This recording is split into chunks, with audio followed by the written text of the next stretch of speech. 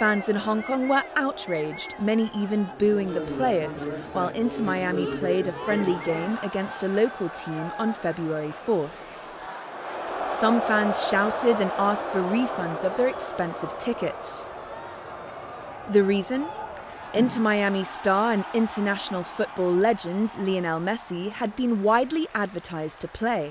Instead, he spent the entire game on the bench. If you spent weeks being told by the organisers, Lionel Messi is going to play. You're going to see Lionel Messi, you're going to see Jordi Alba, you're going to see Sergio Busquets, Luis Suarez, they're all going to play. It's going to be this amazing occasion where these stars of world football take on a local Hong Kong team, and you're fed that message constantly. Billboards the size of skyscrapers with Messi's picture on it, Messi on the junk, Messi all over the place. It's Messi, Messi, Messi, Messi, Messi, and then nothing. 場波其實大家都睇美斯，而家好似睇港超咁，同睇港超唔一樣，但係俾咗5000蚊睇港超。平時睇港超都係80蚊喎，今次俾咗5000蚊。This is how one audience member expressed his frustration. There were people who came from thousands of miles away for this experience, spent a lot of money staying in the city, eating, drinking, buying merchandise, and then nothing. And you've built up this expectation and this excitement and this hype that you're going to see something. You've really built up to it. So you've gone from a huge high to some massive low.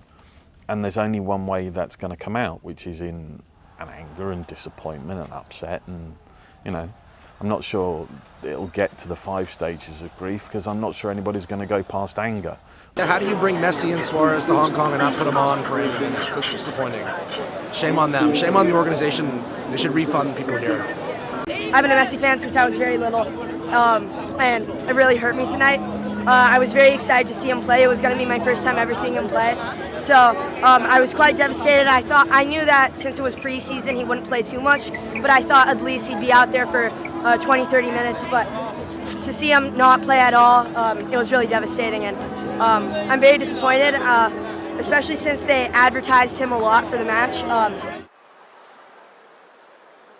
A minor hamstring injury appears to have kept Messi from participating actively in the training session before the match. But poor communication from both the club and organisers may have made the situation worse.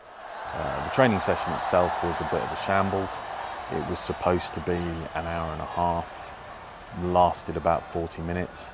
We know that Messi was injured or felt some soreness in his hamstring. We know that Inter Miami arranged for him to have an MRI on that injury. We don't know what the result of the MRI was. We don't know what the status of the injury was because they never told anybody.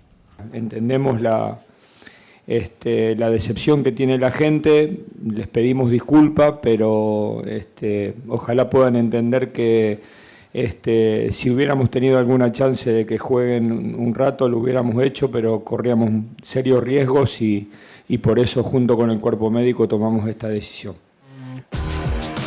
Messi's visit came on the heels of attempts by the Hong Kong government to promote its tourism industry after years of strict COVID curbs. The city's leader, Chief Executive John Lee, attended the match and stayed until the end. Let's be honest, it's a PR disaster for the city in terms of sporting events. It really is.